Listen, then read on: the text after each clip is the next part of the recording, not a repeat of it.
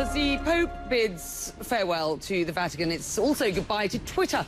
His Twitter account, @Pontifex, will become inactive after he resigns on Thursday. He embraced the social media platform, tweeting in 9 different languages to over 2 million followers. One of the last, if not the last tweet, was posted just a few hours ago.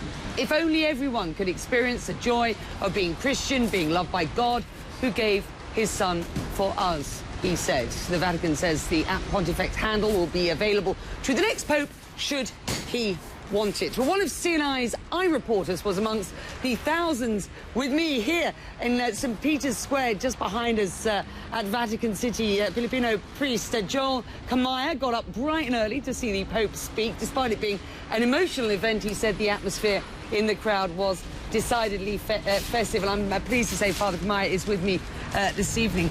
Just explain how you felt today. Wow, this experience was really tremendous, and I was really emotional. You know, being there in the crowd, it's one of a kind. Being there in itself is it's something I would not exchange anything for.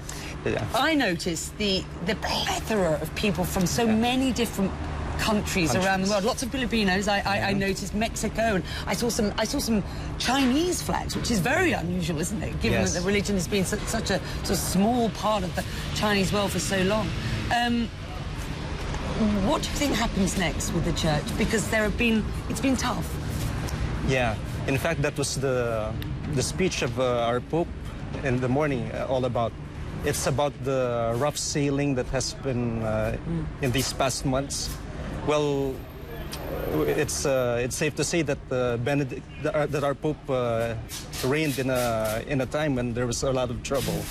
But you see, these problems, whether it's something individual or institutional, it's always, if you're put into crisis, it's always a time for purification, a time for improving oneself.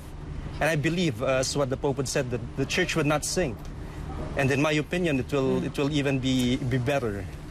Does the Church need modernizing in your eyes? Well, one of the principles of the Church, that the Church holds, is dialogue with, not only with the people, but with the times. And so whoever he may be, whoever the Pope would be, would always be in dialogue with what's happening, and with modernization, not only with the communication, but also with the social problems that are there.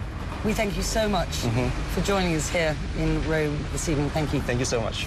Looking ahead, here's the public schedule for Benedict's last day as Pope. This Thursday morning at 11 a.m. local time, he'll meet with all of the cardinals in the Vatican at the Apostolic Palace to give his personal farewells, but will not give a speech. At 4:55 p.m. local time, top church officials will gather in the San Damaso courtyard of the Vatican Apostolic Palace to bid farewell to the Pontiff. He will then leave by car for the nearby helipad, departing a few moments later by helicopter for Castel Gandolfo. He's due to arrive at his new residence approximately 15 minutes later, where he will receive a formal welcome from local officials, and then the Pontiff will appear at the balcony of the palace to greet local residents. At 8 p.m, the sede vacante, or vacant seat, begins. This is when Benedict XVI is officially no longer Pope and instead becomes Pope Emeritus. And before you do go,